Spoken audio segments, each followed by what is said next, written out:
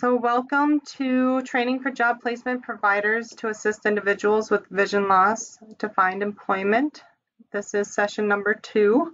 So last week, or 2 weeks ago, we talked about the different parts of the eye to prepare you for today, because today we're going to talk about different eye diseases. So the most common ones that you will probably see. There will be other ones that you will see that are less common, but we'll provide you with some resources at the end to figure out, how to work with individuals that have all different eye diseases.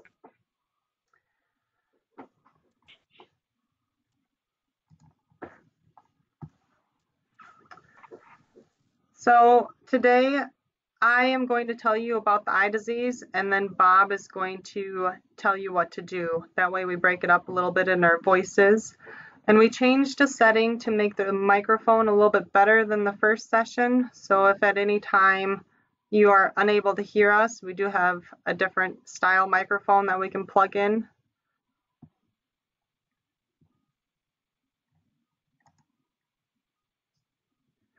All right, so first of all, the most common one that you may come across, typically with the older population, is macular degeneration. And macular degeneration affects the central vision. So as you can tell in that picture, if you're joining by computer, there's a blurred out face in the picture. And so the central vision becomes blurry or distorted. It can fracture some of the edges of the circle of that missing central vision, or even sometimes the central vision can appear wavy. And the central vision loss may be a grayish color, even all the way to black. And some of the colors in that central vision may become muted. And some symptoms, the symptoms of macular degeneration may slowly start to appear for people. So they may start to see that central vision loss starting to blur just a little bit, or for some individuals it can happen overnight where all of a sudden they have no central vision. So with the central vision loss, they'll have a lot of problems reading, because they'll be looking at a word and they may only see the first letter of the word and the last letter of the word. So that makes reading really difficult. And also, if they're looking straight at you, they may not see your face. They may see your hair and the shirt that you're wearing, but it'll be hard to recognize faces, and also seeing detail, because that central vision that we talked about last week with the macula, that's where your detail vision is at. So when they start to lose that macula and it degenerates, they lose their detail. One thing to keep in mind is that, first of all, in accommodating a person's vision loss, regardless of what the vision loss is caused by, I'm going to move over a little bit so you can see me a little better. No matter what the vision loss is caused by, there is really a limited group of things that we can actually manipulate in the environment. So before this is all over, and you probably have received it already, it's a list of a complete list of the things that you can do to work with a person with a vision loss. And no matter what the eye problem is, all you have to do is take a look at that list and see if any of the things on the list can be manipulated in the environment. So really, it's like working with any other person with any other disability. We have a certain number of things that we can do to help the person, and after that we can't help them anymore. And there have to be other accommodations, like further learning or whatever. Now, with macular degeneration, as with all the other eye diseases, the first thing we're going to want to do is interview the person and find out what the problem is and what it means to them. You could have two people with macular degeneration and it might not be the same. So one person, even with the same acuity level, is not going to see the same as another person with the exact same acuity level. So it's important for you to actually visit with the person and maybe be with them and do some things with them to see how they are actually functioning with the vision that they have. So once you've done that, it's going to start to tell you where the problems are. And as soon as you know the specific problems for the person who is trying to get the job, you can start to take a look at the solutions to see what you can manipulate that will help those problems. And I wouldn't expect to know all the problems immediately when you meet someone. Sometimes it's going to take a while to run into the problems that they're actually having. And when you do, you simply accommodate that. So now back to macular degeneration. So we've lost a central view. So acuity is a problem. So we don't see anything clearly. A couple of things will help. First of all, getting close is very, very important. All the light that we receive in the eye goes through the pupil, and that means that the closer we get to the pupil, the smaller the spot of loss. And you can actually reach a point where people will say, I don't see that spot anymore. But it's very, very close. If you want them to see your face, for example, in order to get that spot that small, you're going to have to be nose to nose. And so that's too close for many things. But the bottom line is, again, the closer you get, the smaller the spot appears to the person in terms of the spot of loss. Also, you want to improve the contrast. One of the problems with losing your central vision is we've lost the acuity. That means what we have left are the black and white receptors of the rods. And as a result, we have to improve the contrast in order for the rods to function at their peak. We also want to limit light sources. The more light sources you have, the more reflections you have from the outside. Again, it's going to change glare. It's going to change the ambient room light. It's going to change the amount of light that's going directly into the eye from a secondary light source. So limit the number of light sources. Next thing you want to do is make sure that their back is to the windows or to shade windows. If they can't get their back to a window, at that point you want to shade the window, darken that window so that they don't have that huge light source. Another thing about light sources is the smaller the better. If you have a small light source like a reading lamp, it's going to be a lot better than a very large light source like a 4-foot fluorescent tubes. That's going to be hard to control. And again, a huge window in front of them is going to be hard to control. The next thing is to control glare. And we have two kinds of glare that we have to consider. The first kind is the light directly from a light source that's impacting their vision. I always think of driving in the morning or in the afternoon where the sun is just above the horizon and we can't see in the direction that sun is coming from. And you want to put your hand up to your eyes and shade that light. That's what we have to do to improve maximally the reflection from the object we actually want to see and reduce all other reflections. The other one is glare from the screen, from a monitor, from a TV screen. And there you have to have the light that is reflecting from an angle from the side or from above. And you just have to see where there is glare and move the light source or move the person or the monitor until it's at a sufficient angle so that it's not glaring off the screen. The other thing is to wear a hat and use sunglasses. Wearing a hat provides that direct sunlight or the light from above even from impacting their vision. So if a person is in a factory and there's a lot of overhead lighting, they may need to wear some kind of eye protection even to see what they're doing right in front of themselves. So maybe a hat indoors if it's acceptable, or use a pair of sunglasses that can screen out some of the glare that they're going to be impacted by.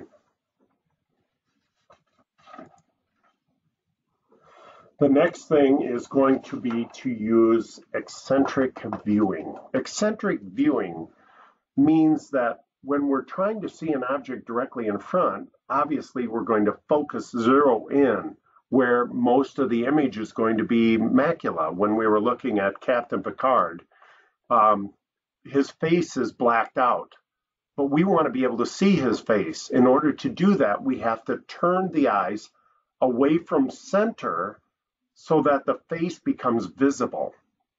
And so that's what eccentric viewing is. And to test this, we just want to look around like it's a target coupled with a clock. And we just want to see, what do you see at 12 o'clock?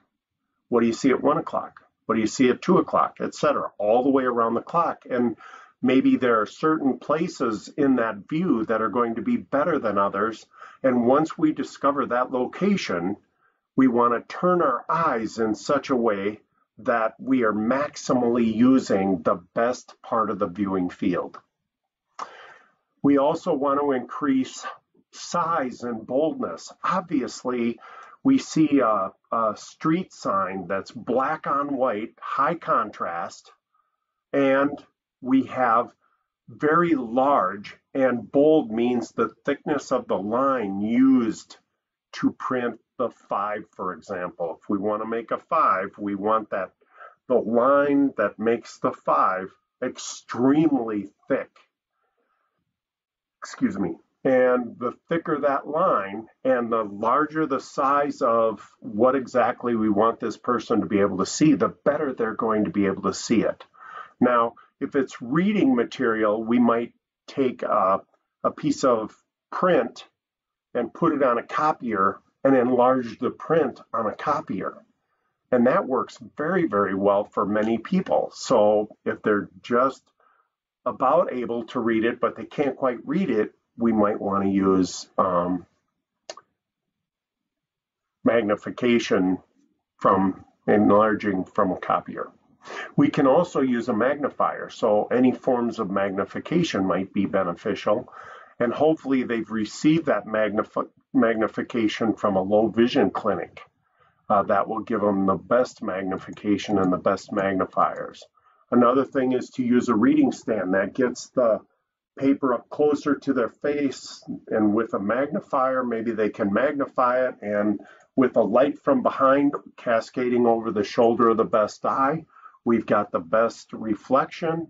So we are maximizing everything all at one time.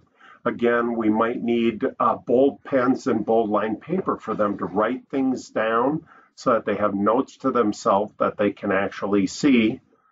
And we also want to use another technique that is very, very valuable. It's called a set down place. And one of the problems with macular degeneration, we have very low acuity, and in the environment, we know we have very low contrast in many places. We have dark things that we place on a dark background or light things that we place on a light background, and with the low contrast, they might not be able to see it or not be able to see it very well. If we have a set down place, it means that we select a place, let's say in the office, where if we have something in our hand, we don't want to put it away because we want to use it again right away. We have this place where we can put it, and that way we get used to putting it there. It's like, how often do we put the milk in the cupboard? And I realize things like this happen, but I mean, it's extremely rare because we have a place for it. And even subconsciously, when we're not thinking about putting the milk away, we find it later in the refrigerator. And that's because we have a place where it always goes. We don't set milk out on the counter. And so as a well, we do, but it's very momentarily, but you know what I mean. We want a place where this object goes all the time. This set down place becomes the place where every object goes if we are not going to use it immediately, or we're not going to put it away where it actually belongs. That's called a set down place. We can have a set down place in the garage. We can have one in our bedroom. We can have one in the kitchen dining area. We can have one in the basement. And if we always use the set down place, our subconscious mind will take over and make sure that the object goes there.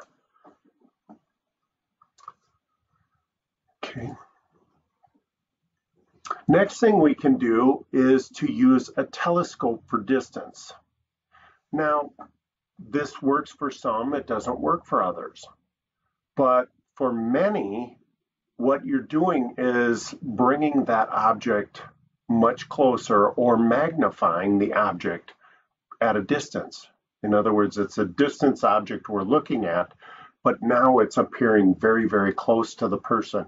The other thing too, and I can't entirely explain this, but just because the eyepiece is closer to the person's eye makes a difference in how they see that spot of loss. So telescopics often work for a person with macular degeneration.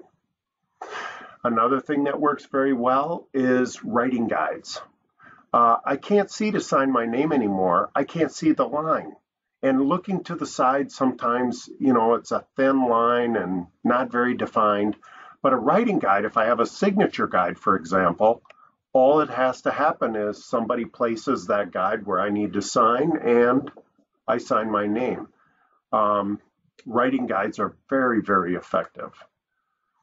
A recorder for taking notes is very valuable. And if they have something like on their iPhone, a notes section that they can record notes for later, very valuable. If they need extensive notes, they probably need a digital recorder to record notes.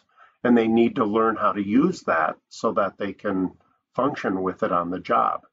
But if there are many things to remember, at that point, they might need a recorder. Also, some simple things like a talking clock or a talking watch so that they don't have to try to see a digital watch or look at the wall in order to see a clock on the wall. Very simple accommodation that makes a big difference for a person who needs to be on time for meetings or on time for a break or getting off a break. All right, next up is glaucoma. So glaucoma is the increase in pressure in the eyeball. And so with that increase of pressure, it causes pressure against the retina, which we talked about last time as well. And then that takes away some of the peripheral view. So in that example picture on the screen, you can see the tree, which is if they're staring straight at it, but then they can't see the sky as well or the grass. So it starts to narrow in and take away that peripheral.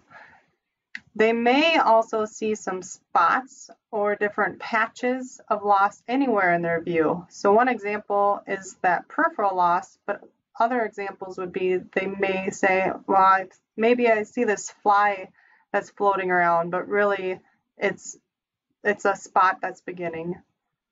And with that peripheral loss, if that's what they're experiencing, if somebody walks up next to them, they're not going to be able to see them, and so they may startle easily, or sometimes they may even run into a door frame. They'll have that loss of having or being able to see what's next to them. And with glaucoma, it can happen slowly over time, or it can happen very quickly. And so they may have significant vision loss very quickly for some individuals. They may also have trouble going up and down steps or seeing curbs because they have that loss of seeing down if they're not looking directly at it.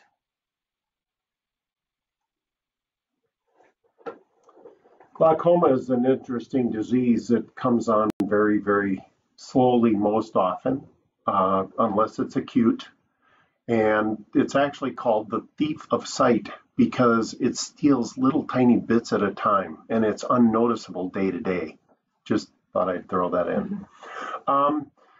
One of the things that's a problem is glare and light sensitivity. So we have to deal with that. This is very frequent with glaucoma, where they have extreme light sensitivity. Even dim lights can be annoying to a person with glaucoma. So it's important to help them with that. And we deal with that with sunglasses, or maybe again a hat or a cap, maybe turning down the light, maybe taking out a couple of tubes out of the overhead fluorescent light. So we definitely have to evaluate the lighting and see, is the direction of the light good? Is it behind them, cascading over the shoulder of their better eye? And we want to assure good contrast in all situations. And this again is capitalizing on the color central vision, the acuity that they have in the central vision, making sure that we have the best contrast possible so that we pick it up quickly and easily. Again, bold line pens and bold line paper may be easier to see. We have to be a little careful with that. If glaucoma has advanced quite a bit and our central field is very, very small, sometimes magnification may not help. It may be actually bad.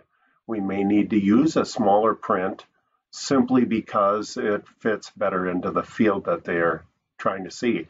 And I think, one of the things that can be a problem for a person is if their field is getting smaller and smaller, that means when they look to the piece of paper they're trying to read, they are seeing not the entire paragraph, not the entire sentence. So now they have to scan across in order to be able to see all the words in the paragraph or all the words in the sentence. And that can be difficult. But yet, if we could reduce the size of the paragraph and they can still see that clearly, at that point, maybe reducing the size of the print would be easier for them. So magnification may help, but it may mean that they actually have to have sometimes smaller print. They may benefit from scanning. Again, I can't see to the side. I can see right here real well, but outside that I can't see very well at all. So in order for me to be able to see around, I have to literally turn my head and eyes to be able to look around so that things don't sneak up on, from the side and startle me, or things I'm going to see in the environment that I need to function in the environment. I need to find that doorway. Well, here I'm not seeing it because it's over here. So I have to scan around in order to find that doorway. Okay.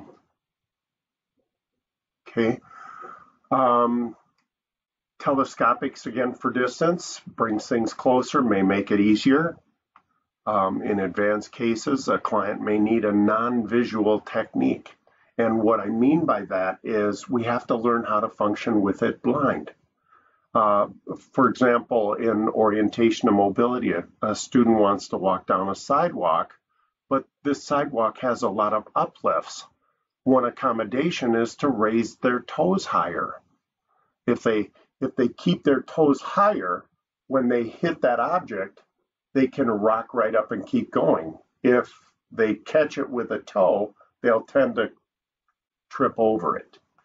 And it's a non-visual technique, but it's extremely effective. If they have problems using stairs, they may need techniques for using stairs where they don't have to look straight down in order to be able to see where they're walking.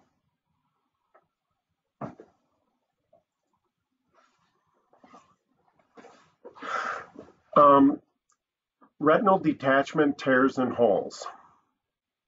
First of all, these can happen to people with normal vision otherwise. And you'll hear about it every once in a while from people who are otherwise corrected.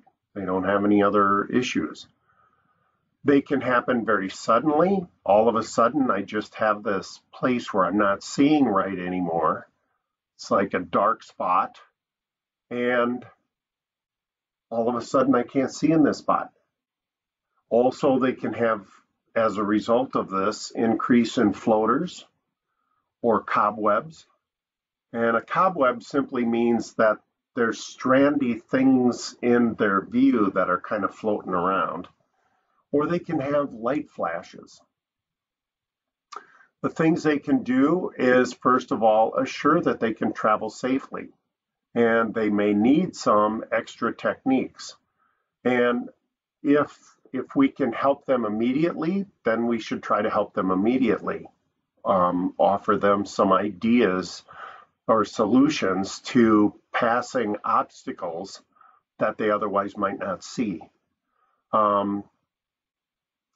If that doesn't work, we may need to refer them to a counselor or back to the counselor to see if they can get some specific help in traveling safely.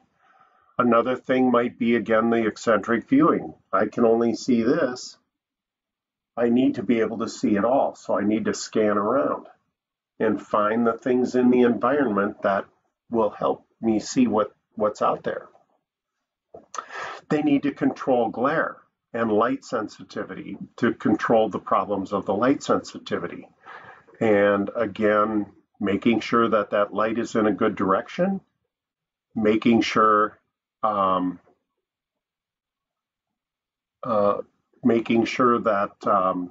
they aren't looking into a light.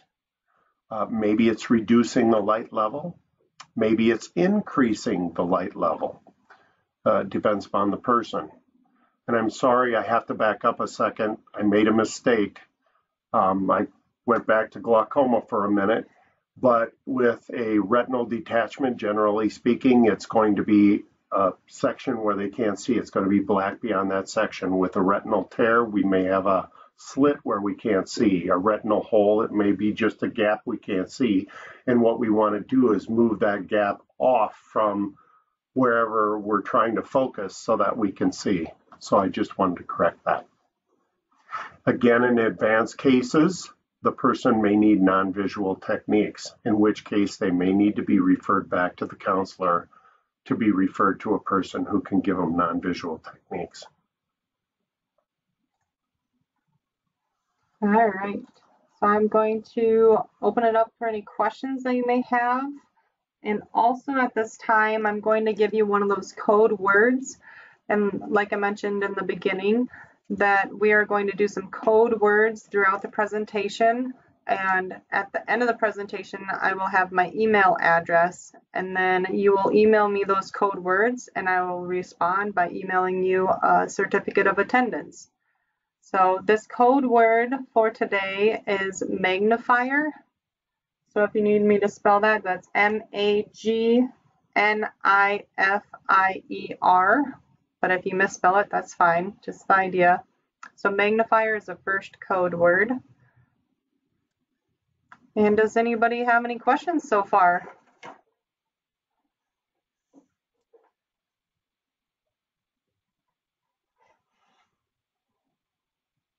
I think it's really interesting, that the movement, if they have a blind spot, just moving their eyes to another direction will increase their vision. I had no idea.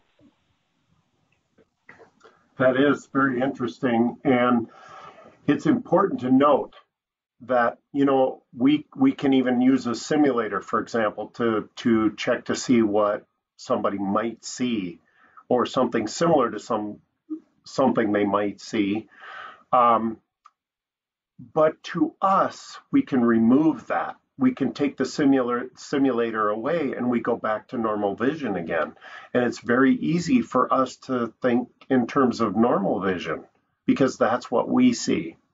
With the person with a problem, wherever they look, this problem follows them. It always is there. It stays in front of their view, and there's nothing they can do to change that other than change the direction of their view so that they can move the problem area off of where they actually want to view something.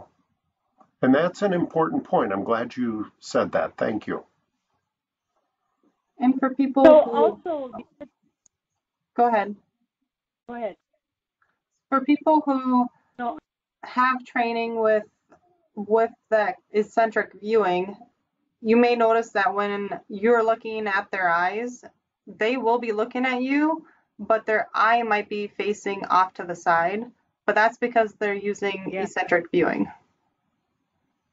And that would be something to inform the employer about too, because they might think, what the heck? They're looking at you like this, but yet they're looking at you. And it seems very, very strange to people when they see that. And they may even say, why don't you look at me? And, the person is trying to do exactly that. One thing Another I'm going question to I add have. is, oh, go ahead. Nope, you go ahead and add it, and then I'll ask the question. Okay, I was just going to say that when you're working with somebody with a vision loss, you're going to hear strange things. And it's difficult if you ever think about trying to describe a perception. Tell me what salt tastes like, or tell me what a bell sounds like, or tell me what a candle flickering looks like. How do you describe that? The only thing we can do is talk in terms that are common. So if I say, what does an electrical shock feel like? If I've had an electrical shock, I can say, oh, yeah, I know what that's like. But if I've never had an electrical shock, what does that feel like? How do you express that? And so a person is going to tell you odd things. Every once in a while, they get caught. I had a lady once who was talking to me about a herd of cattle out her third floor apartment building downtown Sioux Falls on Phillips Avenue. I don't know. It's our main street downtown Sioux Falls. There's no way there's going to be a herd of cattle there. But she was trying to express to me what her view was telling her. And it's like, you hear the dangest things, and you have to kind of analyze that a little bit and say, what does this mean in terms of what their view is, and try to help them with that.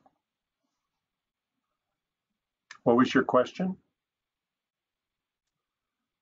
So you were talking about the different lighting in the background.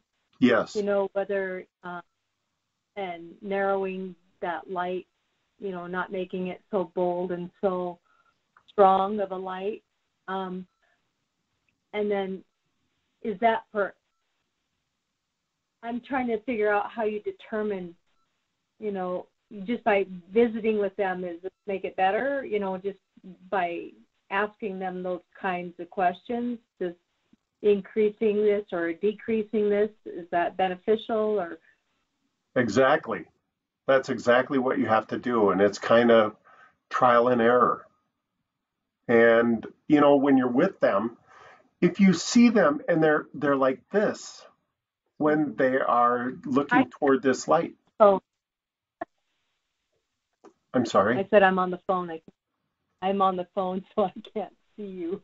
Oh, so if they're squinting really hard, it's going to tell you something about how they're viewing the environment.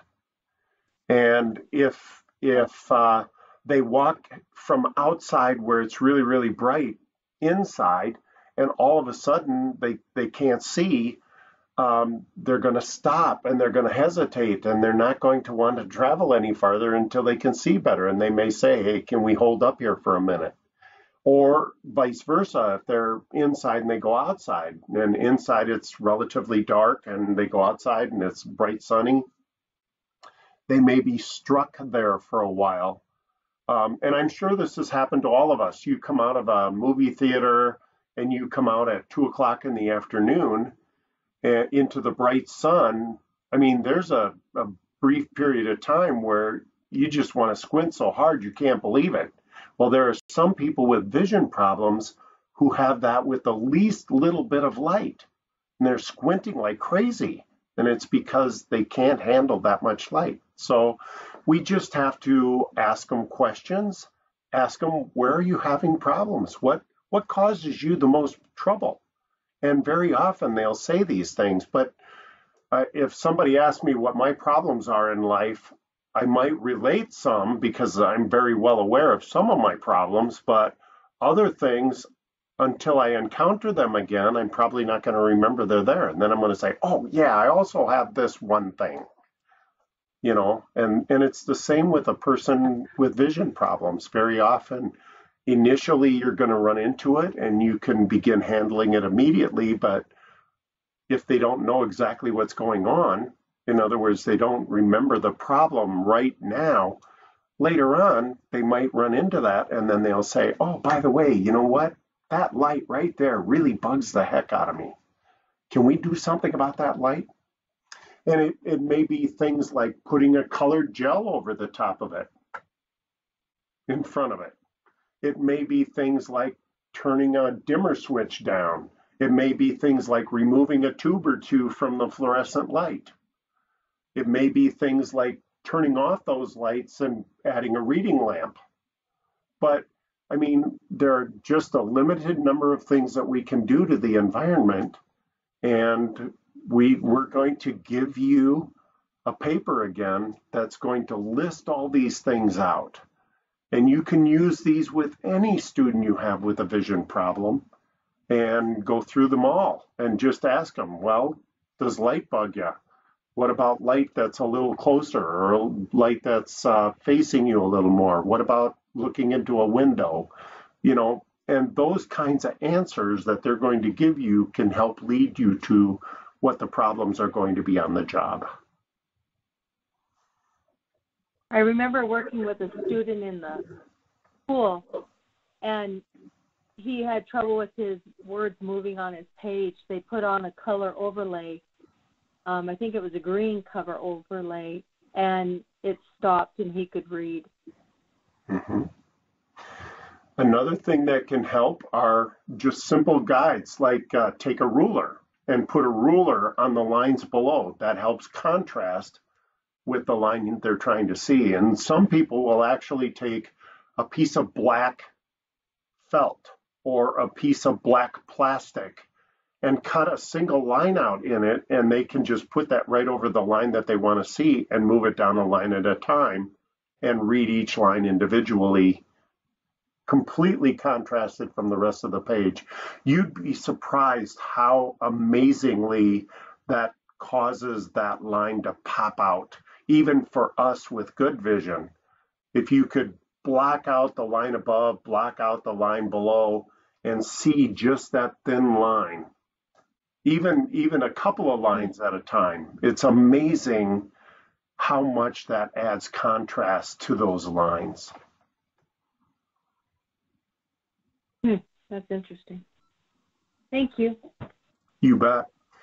The device is actually called a typoscope, and it's a device that is made often for in places like the Rehab Center for the Blind. We will use guides that are cutouts that absolutely isolate a line that we want the person to be able to see. Computers will do that also, where you can use a line. It's something that comes as assistive technology, and there's a line that they can manipulate on the computer that can move up and down to, be right under the line where they want to read. And we do this all the time. We use a finger and we follow along in print with the finger. And there they'll have a line. Or you can isolate where a sheet looks like a sheet comes down from the top or up from the bottom to isolate segments so that the person can read what's on the screen better. And by the way, we can do, like at our rehab center, we have low vision specialists and we have AT professionals that will evaluate those things to make sure that if there's something with assistive technology that will help a person, you can locate those things and that can be applied on the job. So seek that out if you're having problems with a student because they're having, some problem on the job and you're not solving it. Call us or call the assistive technologist and ask the question. And I'm sure that you're going to get great answers. And if we don't know the answers, we know a lot of people who are already functioning on the job. So all we have to do is call them up and say, hey, how do you handle this? And then they give us the solution and we can pass that on to you.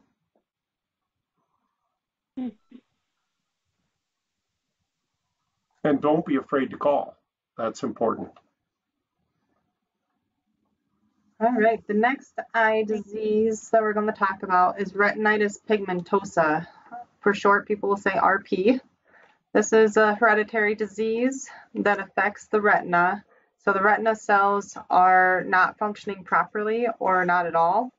And then that causes peripheral vision loss, similar to one of the previous ones we talked to. But with it being hereditary, sometimes it can skip some generations, so they may not even know that any of their family members have had it. And with the peripheral vision loss, it's going to be that tunnel vision where, in the picture below, there's two kids that are holding a soccer ball and a different ball. But with peripheral vision loss, they may only see the faces of those two kids and nothing else around it, depending if they're looking directly at the face of those two kids. And it can progress slowly over time. And so it may take many years for them to start to notice that they have that peripheral vision loss. And then eventually it can take all of the vision. They can go totally blind. And this eye disease, it does affect both eyes. And again, with the peripheral vision loss, things approaching from the side, people approaching from the side, it's going to startle them.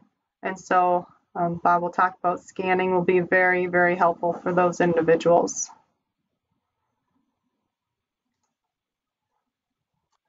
One of the things that I was going to comment on, very often a person with reduced field of any kind, a reduced field, can benefit if, for example, in this room, right now, I can see to my right, I can see to my left, I can see up and down, but I can't see what's behind me except in the screen in front of me. I can see because there is a screen in front of me. But if I had a mirror, a simple mirror, I'd be able to see behind me. And for a person with a very small field, it might be beneficial to set a mirror up next to their monitor to help them see behind themselves so that they get more cues from what's happening around them than just this small spot that they're seeing in front of them. And with RP, as Kelly was saying, initially when it starts, I mean, it's almost full field and it gradually decreases like glaucoma and it gets smaller and smaller and smaller until it can be very tight, like looking through a paper towel tube, and then continue from there until it's just a tiny little opening. And eventually, of course, it can completely go away. So one of the things you can do to examine this is just ask them where they can see and where they can't see. Have them stare at something directly in front of them, and then bring something from the side and tell them to tell you when they see it. And that gives you an idea, and it doesn't need to be exact, but it gives you an idea of how small the field they're seeing. And so it's very beneficial at this point to take a look at what their field is, right to left, top to bottom. We want to do the same thing, and maybe even at the angles to see where their field actually is. And then we can take a look at what can we do to help them see better in the environment. Maybe it's scanning to look side to side to be able to see more of what's around them, or up and down even. Maybe it's, again, making sure that things are far enough away. If I'm looking at a picture, for example, I've got this tiny little opening. I mean, it's very, very small, just this little opening. If I try to see a picture and it's here, I'm going to see very, very little of that picture. But if it's farther away, I'm going to be able to see a lot better. So we want to make sure, again, is going through the list on the screen, I want to make sure that there's good resolution with print and pictures. I want it crisp and clear and clean. With a monitor, make sure that it's in focus. Any other screen, make sure it's in focus. I want to make sure that the contrast is very, very good. Again, we're going to capitalize on what little vision they have. Make sure it's the best absolutely possible. Again, maybe brightening the light in the environment might help. Maybe reducing the light in the environment might help. It's hard to say what's going to be a benefit and what's not going to be a benefit. One thing about RP is in the early stages is it has a tendency to take away night vision first. And so one of the things that's really going to help there is to produce a light. So we often will recommend a headlamp, and we want the brightest headlamp we can find. And we want it projected out maybe 4 or 5 feet in front of them as they're walking down the sidewalk. And they can follow that and stay on the sidewalk and see obstacles that are coming before they get to them. So crazy little things, just if they say I'm having problems seeing at night, I can't see when it's dark, we need to add some light somehow. So they might benefit again from brightening the light. They may benefit from reducing the size of the print. Again, if I've got this tiny little opening and I need to see more of the word or I need to see more of the line, maybe reducing the size of the print if the acuity in that opening is still good might help them to read better. For distance, I'm sure we've all tried this. You take the binoculars, you turn them around so that the large part is up to our eyes and the eyepiece is actually away from our eyes.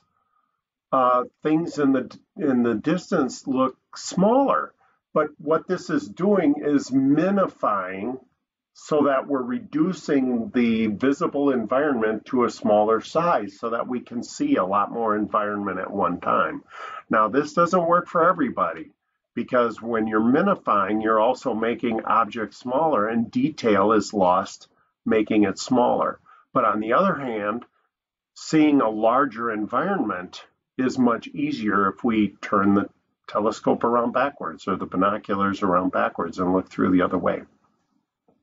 We can also use scanning, which again is just looking across the environment. And we may have to start at the top and work our way across and drop down a little bit and come back and drop down a little bit and come back. If we have a very tiny field, this is the way we're going to find things.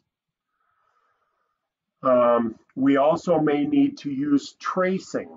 Tracing is a very interesting technique. If you go outside, for example, and you're going to church and you want to know where the door is, we know that we have to leave the parking lot and we have to go across on the sidewalk. When we find the sidewalk, we have to go across on the sidewalk and we're going to find a walkway that's going to take us right up to the door. So we look for certain things in the environment and we follow construction developments on the block. Or maybe it's seeing where a car turns to know where the driveway is. And I'm sorry, that's a bad example because they're not going to be driving. But I think you know what I mean. We want to, if we want to know whether the light is red or green at an intersection, we may have to trace the sidewalk up to the intersection and scan a little bit to find the pole, follow up the pole, follow across out to where the light is so that we can find the light to see what it is. And then we can see whether it's red or green or yellow. Tracking is a little bit different. Tracking means we can follow a person. We know that when we're going to church, this person is also going to church. They're leaving the parking lot, and we track them. We follow them until they go to the sidewalk. We follow them across the sidewalk until they get to the walkway, and we follow them until they get to the door. And then we know where we have to go. We just track them. Very good techniques: scanning, tracing, and tracking. And again, we talked about this a little bit already, headlamp for night travel, because night vision goes first. When I was in Boy Scouts, one of the things that they told us, if you can't see the star, look off to the side a little bit and you'll be able to see the star. And that's because we are moving from that central acuity vision into rod cone or rod vision on the side. Rod vision helps us to see the subtle changes between light and dark. So that's what we're losing with retinitis pigmentosa. Okay, so as a result, we have to add light to make it a better contrast in the environment. And another thing that helps is yellow sunglasses. Yellow sunglasses tend to darken the dark colors, brighten the bright colors, and it adds that separation of contrast, darker versus brighter, and people can see a lot better with the yellow sunglasses. And even we with good vision, if you put on a pair of yellow sunglasses at dusk or at dawn, you'll find out that, oh man, this can really help me too. So dusk, dawn, very important. Darker days, like when it's super cloudy outside, for a person with retinitis pigmentosa might find yellow extremely wonderful. On a bright summer day, if you put on yellow sunglasses, probably going to knock your eyeballs out. So you want to be a little careful with it too. Now for light sensitivity during the day, when we have the brightness of the day, we might need to actually subdue the light. So darker glasses, maybe a dark gray or a dark blue or a dark green, to help subdue that light and that brightness so that I can actually see again.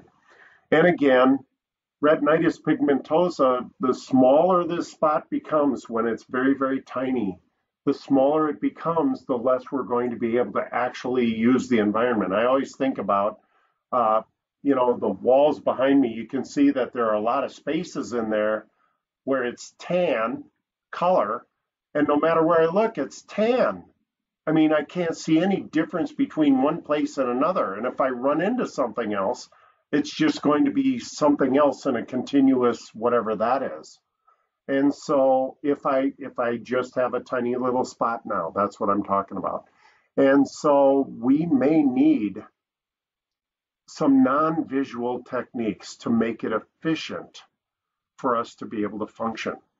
So we might need to go back to the counselor and say there's just not enough here. They're not functioning well enough to be able to work on this job. They can't get around. They can't find their food on their plate. They can't do the things they need to be able to do. Can we move to non-visual technique? And I was also going to mention that retinitis pigmentosa can be kind of a tricky eye disease because the person still has their central vision and their acuity, so their eyes may be 20/20, and they may be functioning very well, and so they may not appear to be visually impaired because they have that good central vision, but they also are having all those other issues that we had talked about. So they do function a little bit better until their eye disease progresses. The next one is diabetic retinopathy. So diabetic retinopathy can happen to people that have uncontrolled blood sugar levels. And sometimes when an individual goes to an eye doctor, and the eye doctor may notice that they've got these blood vessels in their eyes that are starting to change, and say, hey, have you been diagnosed with diabetic retinopathy? And that individual may have not been to a general doctor in a while and don't even know that they have diabetes. And so just getting those regular eye exams can be very important for people, especially if they have diabetes in their family. So with diabetic retinopathy, the individual may complain about some blind spots. It's like spider webbing, so kind of like these little lines that are floating throughout their vision. They may have some blurriness that cannot be corrected with glasses. They may have some floaters, which actually could be the blood vessels weaken and cause the blood to kind of seep into the eyes. And so they may have these little floater blood drops, and they may come and go because your eye can absorb that and go away. They may also have some loss of color or even loss of central vision. But it is important that they are aware of these things because with diabetic retinopathy, it can progress to become worse if they do not control their blood sugar. And it can be all of a sudden they can have significant vision loss, or it can be slowly over the years depending on how controlled their blood sugars are. And diabetic retinopathy can cause total blindness. So that person, like I said multiple times, needs to control their blood sugar. And sometimes they may need some accommodations on the job to take extra time, to have more breaks to check their blood sugar. And that way they can control it better and prevent future vision loss.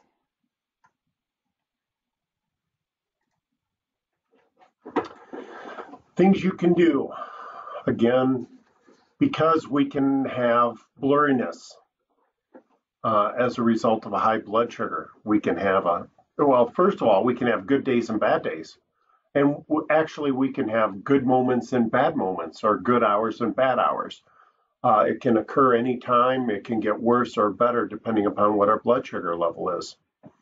So the kinds of things we can do is to assure, again, the best screen resolution possible and try to improve their overall contrast in the environment. And again, all we're doing is capitalizing on the remaining vision that they have.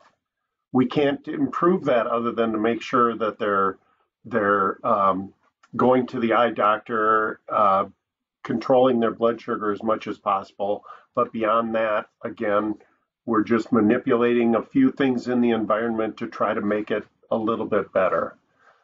They may benefit from adjusting the light brightness. And again, they may need it a little brighter, and they may need it a little darker, depending upon what their vision is doing at the time. Proximity is a big control. Proximity, if we have something that's farther away, we don't see it with as much detail. So we definitely want to be able to bring that up. And that, just the proximity, is adding, first of all, a better reflection of light from that light source. I believe we talked before about the half squared rule. And if we decrease the distance to an object in half, the light being reflected is squared. So we're getting a better light. The object appears larger in our retina. It's actually occupying more retina because we're bringing it closer. In other words, we're enlarging the object. It's also going to add a great deal of detail.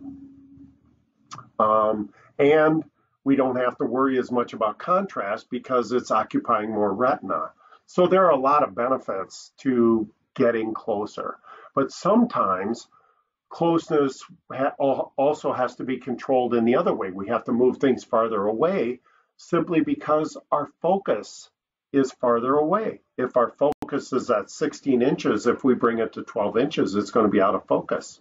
So it's important for us to make sure that however close we bring it, it is correct for that particular individual and in that particular situation. That's another thing. If we're in this room right here, we may have one set of circumstances. If we go to the break room, we may have an entirely different set of circumstances. So we might have to work with people in different areas to make sure that we are correcting all the areas. The other thing is, again, the light direction is going to be a big deal. If at all possible, a general rule is going to be have the light cascade over the shoulder of the best eye. The other thing is we can control glare. And maybe that is wearing a hat. Maybe that's wearing a pair of sunglasses. Maybe that is changing the direction of the light so that we don't have the glare. Maybe it's blacking a window, but we need to control glare.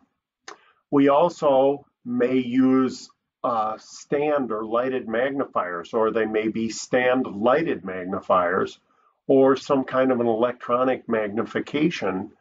And again, if we're having spots in our view from diabetic retinopathy and blurriness, if we can increase the size, increase the boldness, increase the contrast, the person may be able to read very effectively.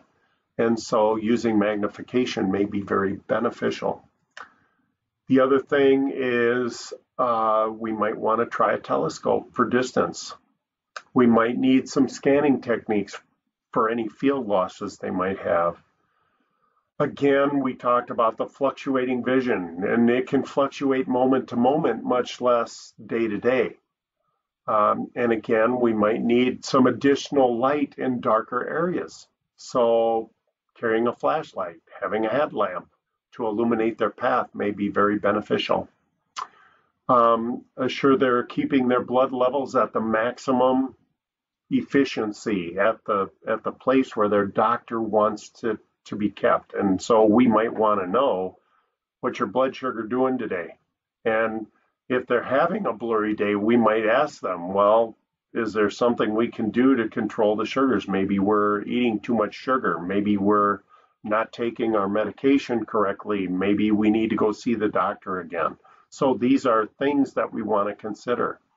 And again, if we have a case, you receive the person and you're working with them and trying to help them on the job and get ready for the job, but we just, no matter what we do, the accommodations aren't enough. We might want to refer them back to the counselor and talk to them about non-visual techniques. All right, retinopathy of prematurity. So the Boston Children's Hospital reports that about half the children born prematurely will have some effects of retinopathy of prematurity. So what happens is when a baby is born prematurely, their lungs are underdeveloped, and so they need oxygen.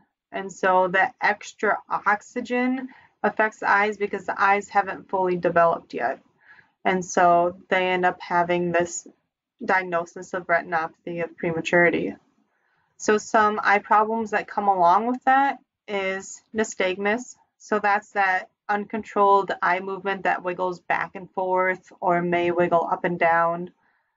They may also have strabismus, which is the improper alignment of the eyes. So one eye may be looking a little off compared to the other one. Amblyopia, where the brain chooses to use one eye over the other eye. So they have one good, strong eye. And this next one's hard to say. Anisometropia. So that's when the eyes do not focus equally.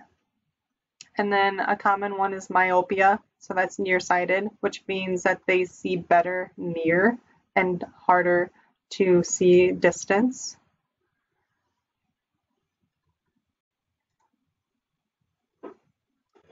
Things we can do. Again, you're going to find that many of these things are exactly the same as the other things we're talking about. Things for diabetic retinopathy, things for macular degeneration. We have to assure good resolution on the screens and monitors. We want to develop a good contrast. And again, we may benefit from adjusting the light level to brighter or dimmer. And we want to definitely check the light direction for glare. We want to check the desired proximity. And here, there's proximity that we have to look at from 2 points. The first is how close is the individual's eye to the object they want to see. The other is how close is the light to the object so that we have a reflection of that light from the object. In other words, if I have a lamp that's cascading over my shoulder, it's probably going to be much closer than a lamp on the ceiling. So this light is going to give me probably a more concentrated, more focused light than from above. And we want to make sure that the distance between the light and the object it's reflecting from is the right distance for the individual. But we also might need to change the distance between that object and the person's eyes. And that's going to be based on what is their focal distance. What is their field loss? I mean, if they've got a really tight field loss, we don't want to get closer. We want to get farther away so they can see more of it. If they have loss in the peripheral field, now we want to get closer so the object is occupying more of the retina, and we want to reduce that spot of loss. So when you have this individual, we want to consider how far is the light away from the object. We also want to consider how close is the person to the object that they want to view. And again, we want to develop good contrast. That is going to be a huge thing, particularly for ROP. It's going to be very, very beneficial to have a better contrast. And again, we may need to benefit, we may have a benefit from reduced or enlarged size of print. And we can do that again through electronic magnification. We can do that on a copier. Another thing that could be a benefit, again, is a telescope. For things at a distance, just isn't clear. It's too far away. We don't have enough detail. It's not bright enough. A telescope can brighten it. A telescope can magnify the field and allow us to see maybe a smaller piece of field, but nonetheless see what we need to see a little better. And again, here in a little more advanced case, we may need scanning, tracing, and tracking again. Scanning to look across, tracing to follow a route that something else is taking or someone else is taking, or to actually follow like down a sidewalk to a corner to the light. And that's scanning and tracking, or tracing and tracking. So we have scanning, tracing, and tracking. We also may benefit from sunglasses to control light sensitivity, and almost all eye problems are going to be benefited from a protection from the sun and from very bright lighting. Again, in advanced cases, if we can't accommodate it, there's just too much vision loss. No matter what we do, it's not making things better. The person may need to learn some non-visual techniques.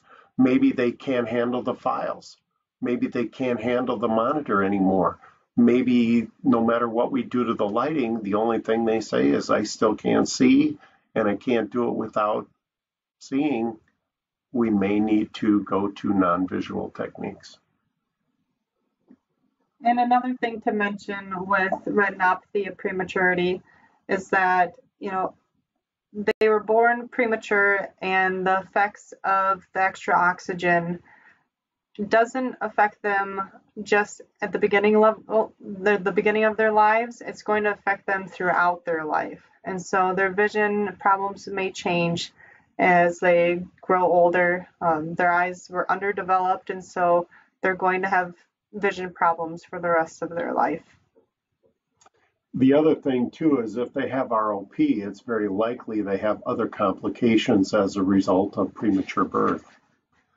Myopia is very common for a person who is premature. So, and there are other things too, just cataracts, for example, is another possibility with prematurity. And we can go on and on. Prematurity causes problems.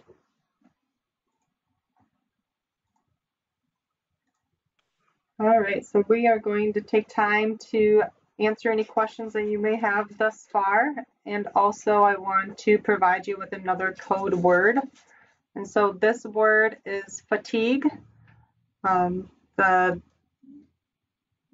eye fatigue is where I pulled it from. So the code word for our second code word is fatigue. And feel free to ask any questions. I did unmute everyone.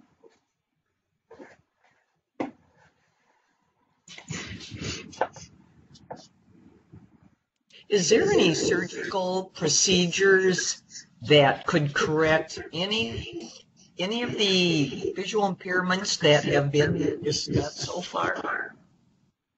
The answer to that is yes. And as a matter of fact, most of them can be benefited with something that the eye doctor can do.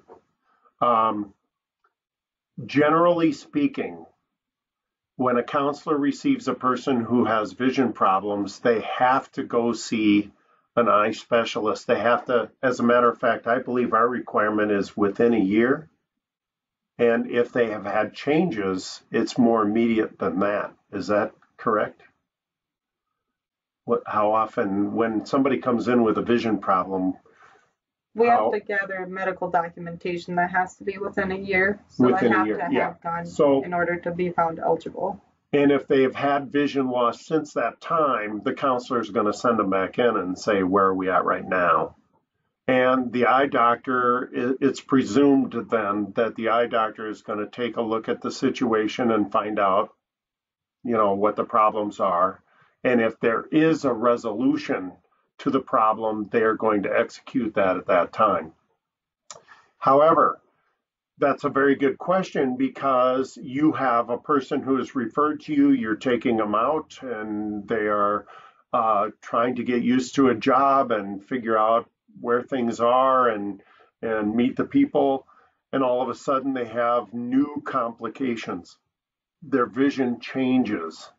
And if their vision should change, at that point, we may need to do more with the eye doctor. Mm-hmm. So it's important to keep kind of tabs on what their vision level is doing. If their vision changes, we may need to have more help. And we chose these specific eye diseases because the vocational rehabilitation counselor is going to help that client and get them to a place where their vision is stable, and they may still have vision loss from the eye disease, but they're at a point where they're ready to look at work. But like Bob said, their vision can change at any point. But hopefully at the time that they're referred to a job placement provider, their vision is stable, but they may have these underlying issues that we talked about so far. Sure. Did that answer the question? Yep, you sure did. Thank you. You're welcome. All right, we will move forward and we'll have questions at the end also. So the next eye disease is keratoconus. So as you can tell in this picture, there's a normal eye on the left where the cornea, which is at the front of the eye, is nice and curved. And then the picture on the right is that it's kind of pointy. So that cornea that's got that pointed end and is not nicely curved is a problem from keratoconus. So keratoconus is caused by an increased internal eye pressure and a weakened and thinned cornea. So then that creates that bulging and that pointiness of the cornea. And that eye pressure pushes against the weakest spot of the cornea, and then that cornea moves forward.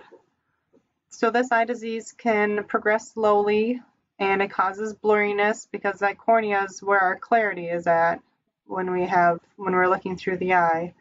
And so typically you start to see some issues with keratoconus in kids around age 20, and then it slowly progresses and becomes worse later on. With the earlier stages, there is correction. So the 20-year-old or the younger age, they can put on something called a scleral lens, and that will help that cornea kind of smooth out and try to take away that bulge that's in there. But as it progresses, there may need, farther treatment, which could be a cornea transplant. They've been doing a thing lately, it's called cross-linking, and that's another possibility. Unfortunately, with keratoconus, there aren't things that work really well. And initially, it'll start with kind of like a vision part of your eye will be in a vision field where it'll be not too bad. It'll be somewhat clear. And gradually, in the other part of the field, it's going to get blurrier and blurrier. And initially, there may be some corrections for that, but later on, there may not be corrections for that. And then we have to move to making use of the remaining field that is usable, or if it advances far enough, it may mean we have to get into non-visual techniques. What we can do again, and I'm going to reiterate this, that you're going to see a lot of similarities to things that we've said before. We have to control the light brightness. There's going to be some sensitivity there, generally speaking, and it can be extreme sensitivity to light. As a matter of fact, I have keratoconus, and before we started this, I was wearing a darker pair of sunglasses, amber color, and now I'm using clear so that you can see my eyes. I wanted everybody to be able to see my eyes. But the bottom line is glare can be quite a problem, and I mean quite a problem. I was trying to shave this morning, and so I put on a pair of sunglasses, or pardon me, a pair of glasses that allows me to see much closer, much clearer. And as I was trying to shave, I was noticing that I was squinting because the light from the medicine chest was too bright. So it can be a problem. We definitely want to block any direct light to the eyes, and particularly if it's forward and upward. And the idea here is if you can see the light source as you are looking at the object you want to see, it's in the wrong place. That light source is in the wrong place. And sometimes we can just put something in front of that light source and it blocks the direct light, and then we can see what's underneath. I had a lady, for example, who wanted to cook on the stove. She had the light under the hood that she could see very clearly, and it was causing her trouble. So I put a piece of cardboard in front of the light bulb. And that's all it took to give her a very nice view of what was happening on top of the stove. So blocking that direct light to the eyes is going to be very valuable. And again, it may be blocking a window.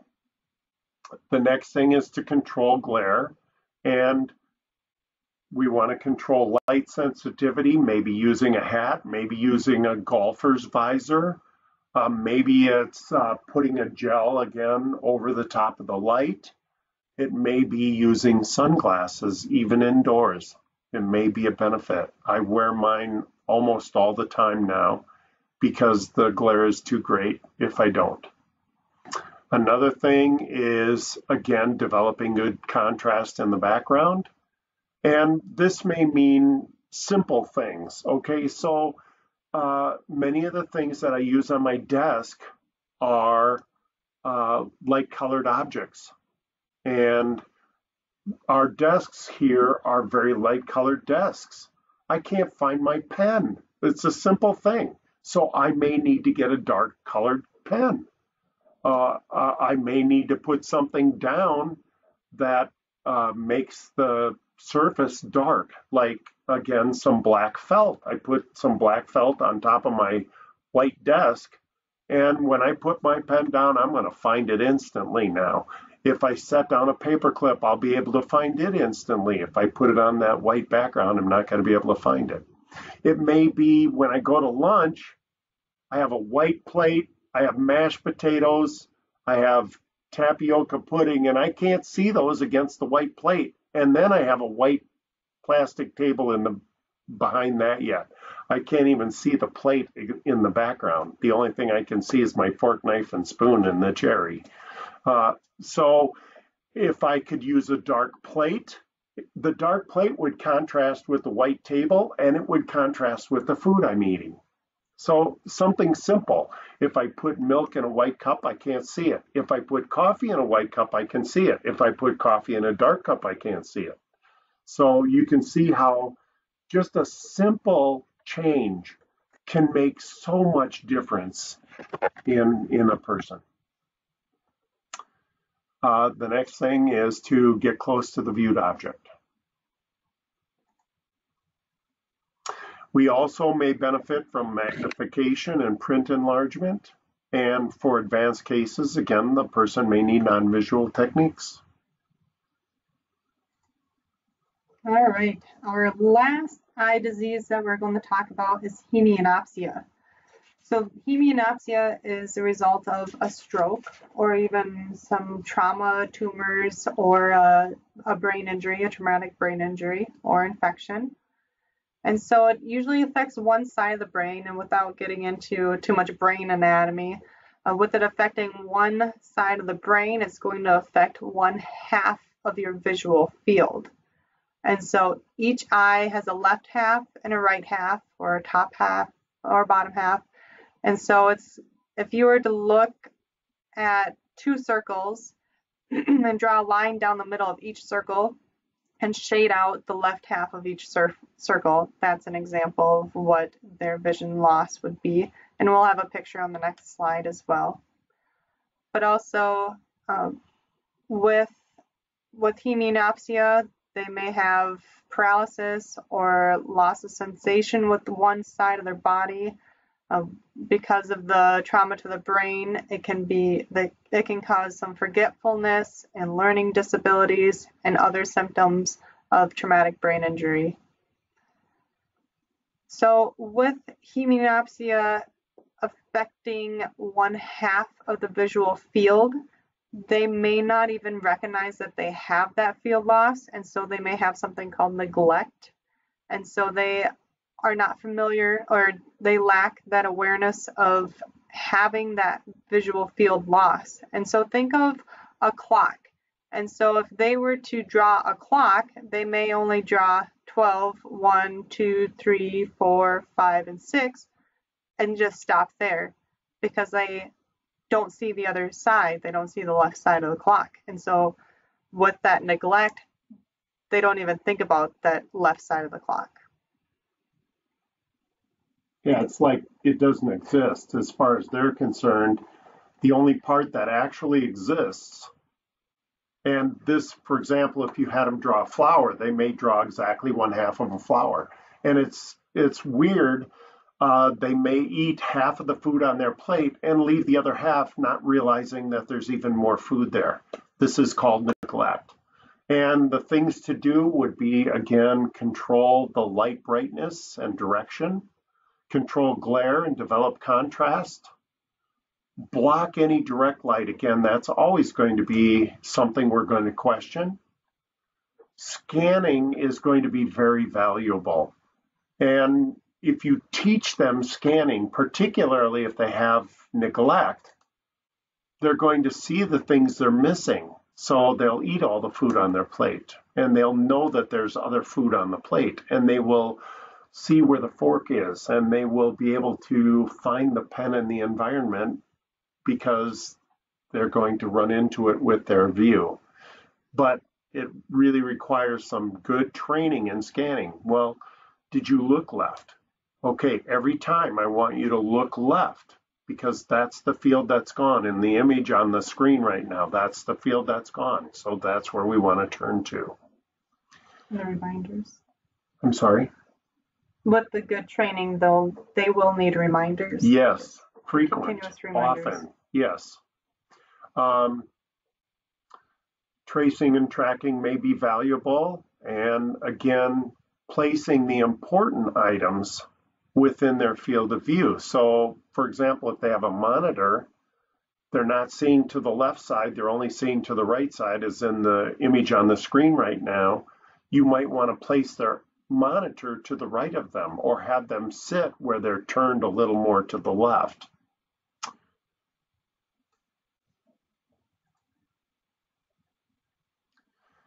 Also, this is where making sure that things are in their place or having the set down place again, identifying that specific place where if we're not putting something away but we want to be able to use it, it always goes in that place.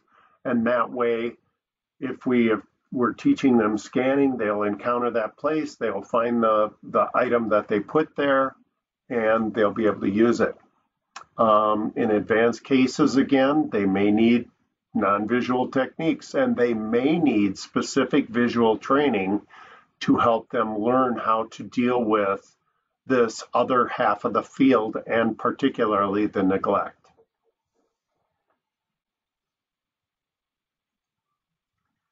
Lastly, we wanted to give you some information on what to look for vision loss. So maybe you might be working with some client that has a different disability, but also has vision loss that hasn't been diagnosed yet. So some things to look for is that individual kind of having some problems focusing? Do you see them squinting? Do you see them putting the piece of paper up to their face to try to focus better on it? Are they complaining about headaches, frequent headaches? Do they say that their eyes tire after a period of time? After they work for an hour or so, do they say that their eyes hurt, or do they develop headaches after an hour of work? Are they complaining about dizziness or maybe some balance problems because maybe one of their eyes is getting worse and the other one's good? Or nausea. Sometimes when their vision declines, they may have some nausea just from trying to focus so hard. And are they getting close to items such as the computer screen or printed materials? So if yes to any of the above, feel free to talk to the Service of the Blind and Visually Impaired counselor or call the rehab center to get a better idea if you think that that person is having some undiagnosed vision issues.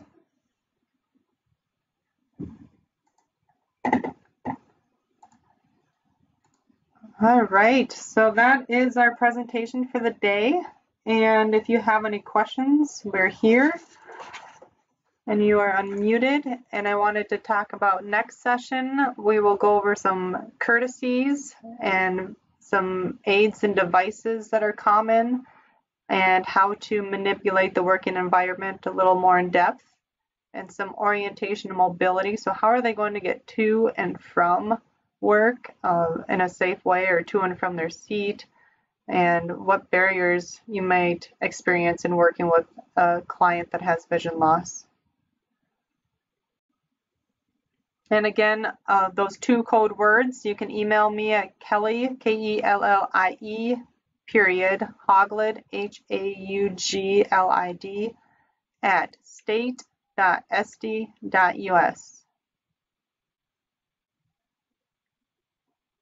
Can you repeat that one more time? Kellie, Kellie,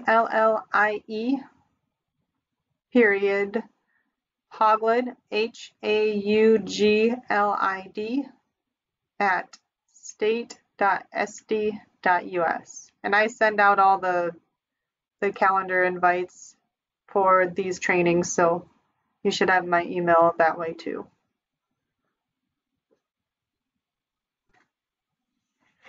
Thank you. You're welcome. Are there any other questions? Well, on behalf of both of us, I'd like to thank you for joining us today and look forward to visiting with you again soon. Thank you. We do too. You're welcome.